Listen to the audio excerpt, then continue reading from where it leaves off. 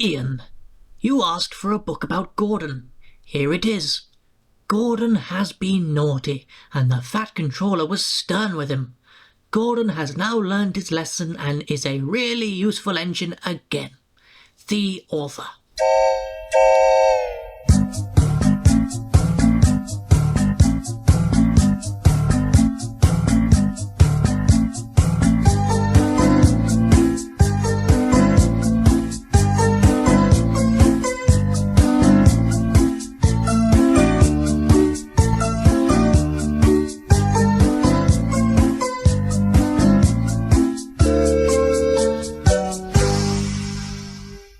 Gordon was resting in a siding. "Hello, fat face," whistled Henry. "What cheek," spluttered Gordon. "That Henry is too big for his wheels. Fancy speaking to me like that. Me," he went on, letting off steam. "Me, who has never had an accident." "Aren't jam whistles and burst safety valves accidents?" asked Percy innocently. "No, indeed," said Gordon huffily. "High spirits might happen to any engine. But to come off the rails, well, I ask you, is it right? Is it decent?" A few days later, it was Henry's turn to take the express. Gordon watched him getting ready. "Be careful, Henry," he said. "You're not pulling the flying kipper now. Mind you keep on the rails today." Henry snorted away. Gordon yawned and went to sleep. But he didn't sleep long. "Wake up, Gordon," said his driver. "A special train's coming and we're to pull it." Gordon opened his eyes. "Is it coaches or trucks?" "Trucks," said his driver. "Trucks," said Gordon crossly. "Pah!" They lit Gordon's fire and oiled him ready for the run. The fire was sulky and wouldn't burn, but they couldn't wait, so Edward pushed him to the turntable to get him facing the right way. I won't go, grumbled Gordon. Don't be silly, puffed Edward. Gordon tried hard, but he couldn't stop himself being moved. At last he was on the turntable. Edward was uncoupled and backed away, and Gordon's driver and fireman jumped down to turn him round. The movement had shaken Gordon's fire. It was now burning nicely and making steam.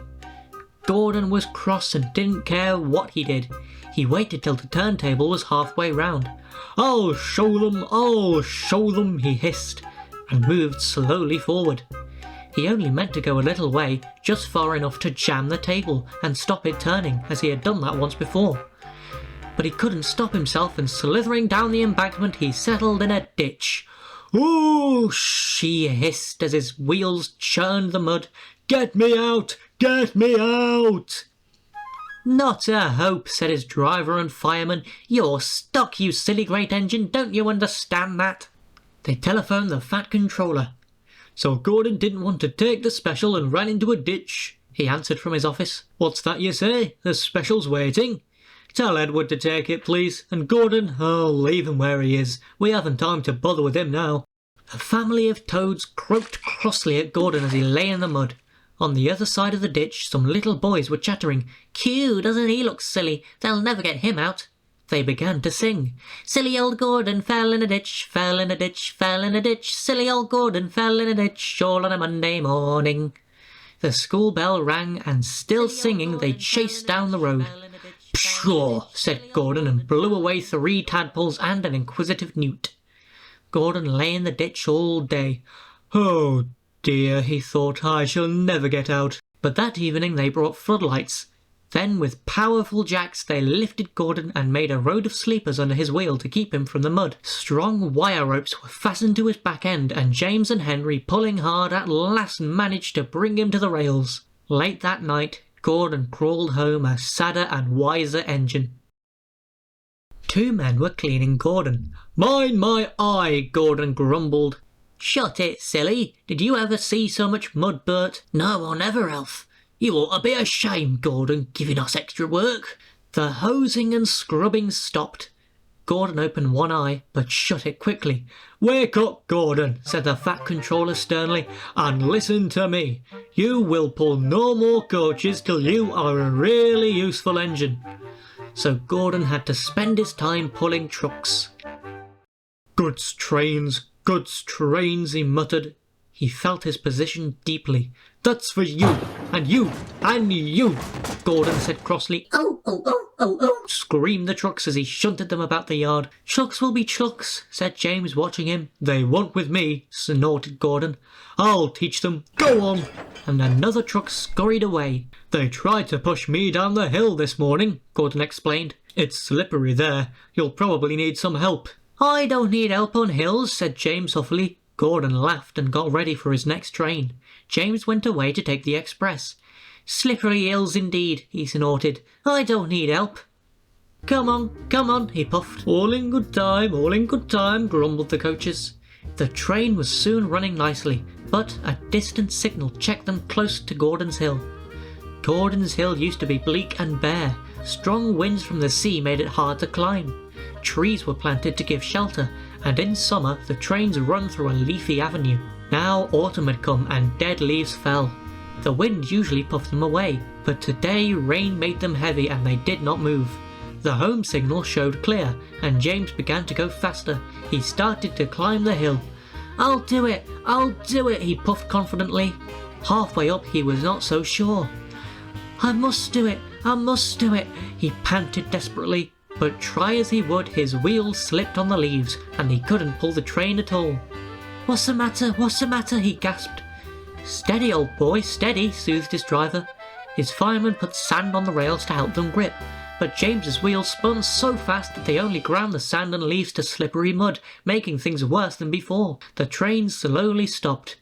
Then, help, whistled James, for though his wheels were turning forwards, the heavy coaches pulled him backwards, and the whole train started slipping down the hill.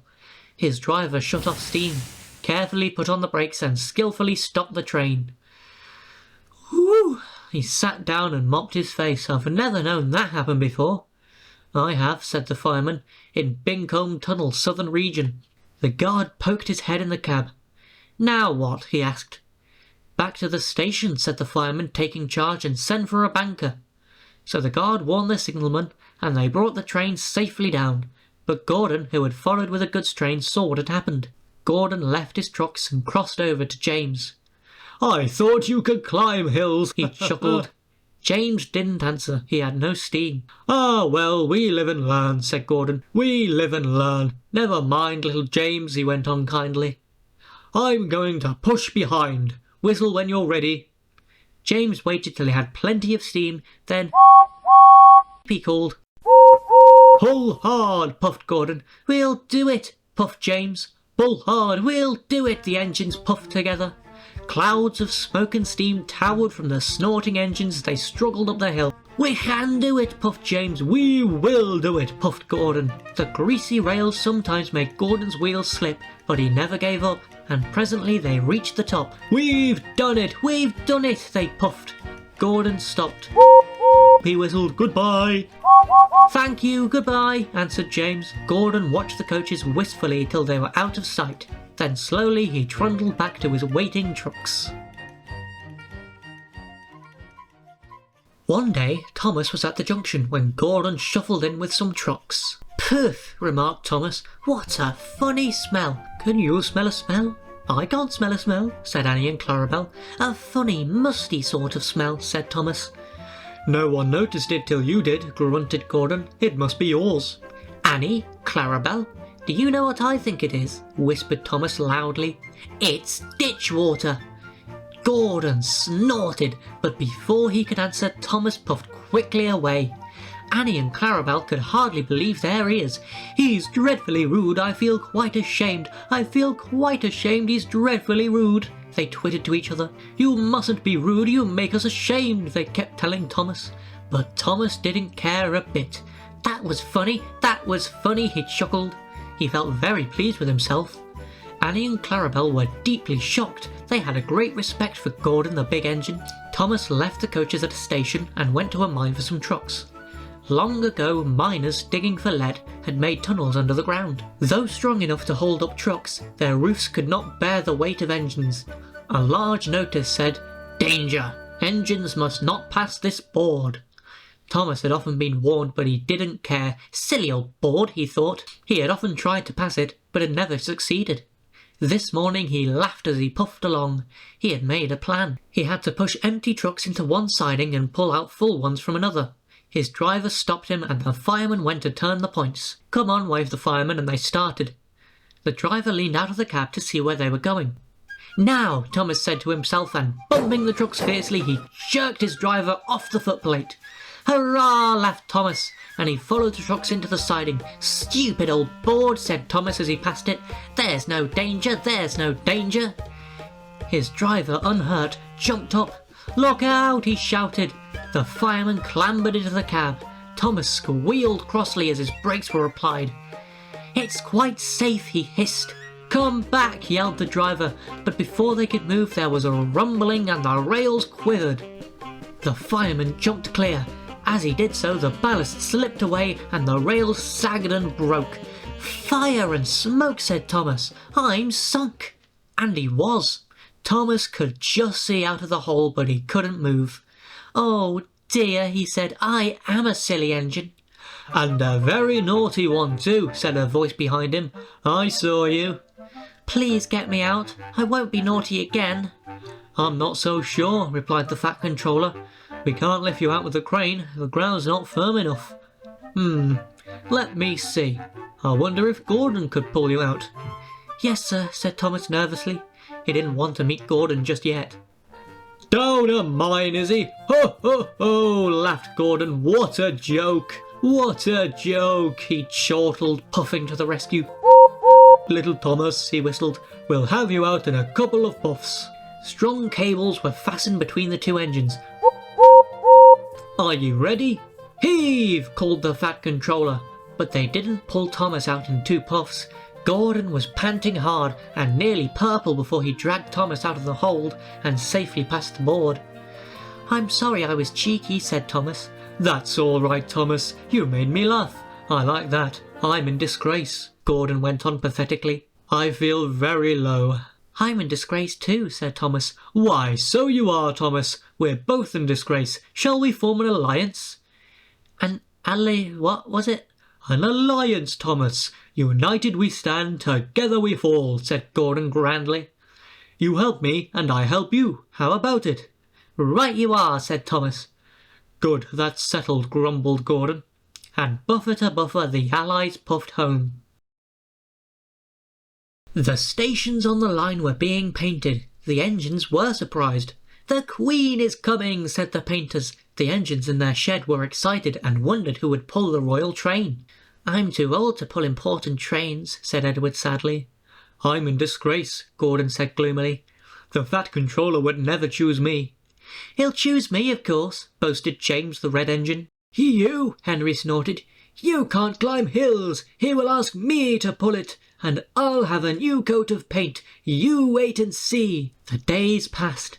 Henry puffed about proudly, quite sure that he would be the royal engine. One day when it rained, his driver and fireman stretched a tarpaulin from the cab to the tender to keep themselves dry. Henry puffed into the big station. A painter was climbing a ladder above the line. Henry's smoke puffed upwards. It was thick and black. The painter choked and couldn't see. He missed his footing on the ladder, dropped his paint pot and fell plop onto Henry's tarpaulin. The paint poured over Henry's boiler and trickled down each side. The paint pot perched on his dome.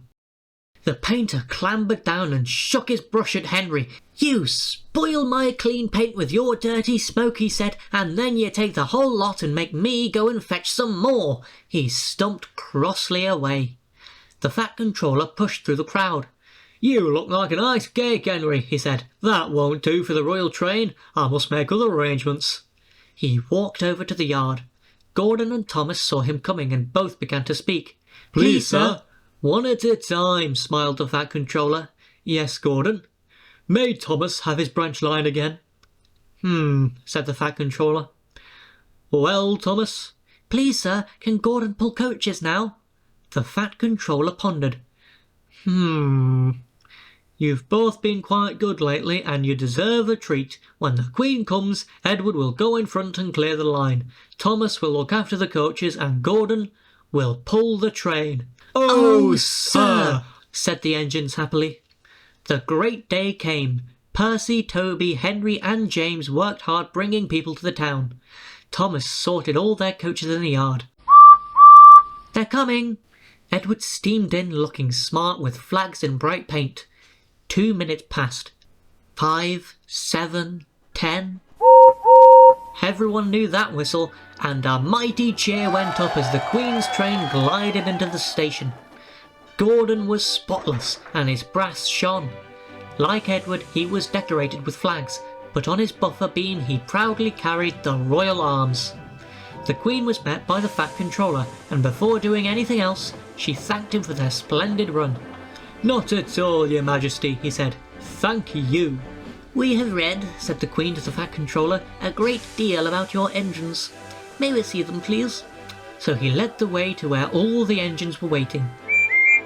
Whistled Toby and Percy. "They're coming!" "Shh!" hissed Henry and James. But Toby and Percy were too excited to care. The Fat Controller told the Queen their names, and she talked to each engine. Then she turned to go. Percy bubbled over. "3 cheers for the Queen," he called. Whistled all the engines. The Fat Controller held his ears, but the Queen, smiling, waved to the engines till she passed the gate. Next day, the Queen spoke specially to Thomas, who fetched her coaches, and to Edward and Gordon, who took her away, and no engines ever felt prouder than Thomas and Edward and Gordon the big engine.